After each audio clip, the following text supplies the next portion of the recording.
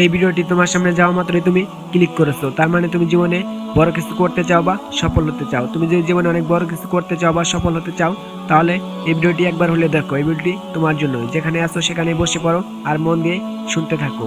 আমি আজকে এমন একটি ছেলের জীবন কাহিনী সম্পর্কে বলবো, যা শুনে তুমি এতটাই পরিবর্তন হয়ে যাবে যে সবাই তোমাকে বলতে বাধ্য থাকবে, এটা কি তুই নাকি অন্য কেউ। চেন্নাইয়ের ছোট্ট একটি গ্রামে দরিদ্র পরিবারে জন্মগ্রহণ করেন একটি ছেলে।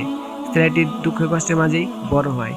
ছেলেটির বয়স যখন 10, সে ক্লাস 5-এ পড়তো। স্কুলে তার তেমন একটা বন্ধু ছিল না, কারণ সে ছিল অনেক গরিব এবং তার পোশাক আশাক ছিল নিম্নমানের। ছেলেটি একদিন তার মাকে জিজ্ঞাসা করে, মা, স্কুলে কেউ আমার বন্ধু হতে চায় না। এরপর ছেলেটির মা ছেলেটিকে বলে, তুই চিন্তা করিস না বাবা, তুই বড় হয়ে এমন কিছু হবি যে সবাই তোকে দেখার জন্য আফসোস করবে এবং এক নজর দেখার জন্য দিনের পর দিন অপেক্ষা করবে। ছেলেটি তার মার মুখে এমন কথা শুনে খুশি হয় এবং অনেক সাহস পায়।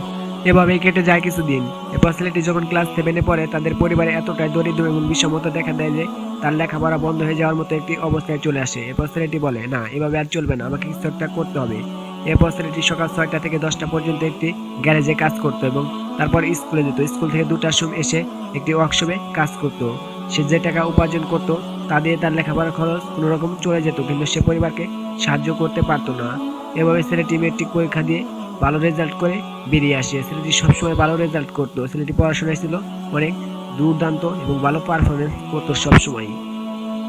এরপর ছেলেটি একদিন রাস্তা দিয়ে যাচ্ছিল, সে দেখতে পায় একটি ছিনতাইকারী একটি মেয়ের ব্যাগ নিয়ে দৌড়ে পালাচ্ছে এবং ছেলেটি তাকে মেরে সেই ব্যাগটি উদ্ধার করে দেয়। আসলে সেটা ছিল একটি সিনেমার শুটিং, কিন্তু ছেলেটি তো জানতো না। ছেলেটি মনে করেছিল এটা একটা বাস্তব ঘটনা। ডিরেক্টর তার পারফরমেন্স দেখে অনেক খুশি হয়ে যায় এবং মুগ্ধ হয়ে যায়। তারপর এরপর ডিরেক্টর তাকে বলে, তুমি এখানে দাঁড়াও, আমি তোমার সাথে শুটিং এর পরে কথা বলবো। এরপর ডিরেক্টর তাকে শুটিং এর পরে কথা বলে তার সাথে এবং তাকে ফিল্ম ইন্ডাস্ট্রিতে ইন্টারভিউ দেওয়ার জন্য ডাকে। এরপর ছেলেটি তার পরের দিন সেখানে তার কাগজপাতি নিয়ে হাজির হয়ে যায় ইন্টারভিউ দেওয়ার জন্য। এরপর ছেলেটিকে একটি ডায়লগ বলতে বলে। এরপর ছেলেটি অনেক সুন্দর অভিনয়ের সাথে ডায়লগটি বলে দেয়। ডিরেক্টর দেখে অনেক খুশি হয় এবং তাকে বলে, পারফেক্ট অভিনয়। এরপর ডিরেক্টর তাকে বলে, তুমি চলে যাও, আমি তোমার সাথে কালকে কথা বলবো। প্রডিউসারের সাথে কথা বলে এরপর ডিরেক্টরকে অনেক টাকা ঘুষ দিয়ে সেখানে অন্য একটি বড়লোকের ছেলে বসে যায় এবং নায়ক হয়ে যায়।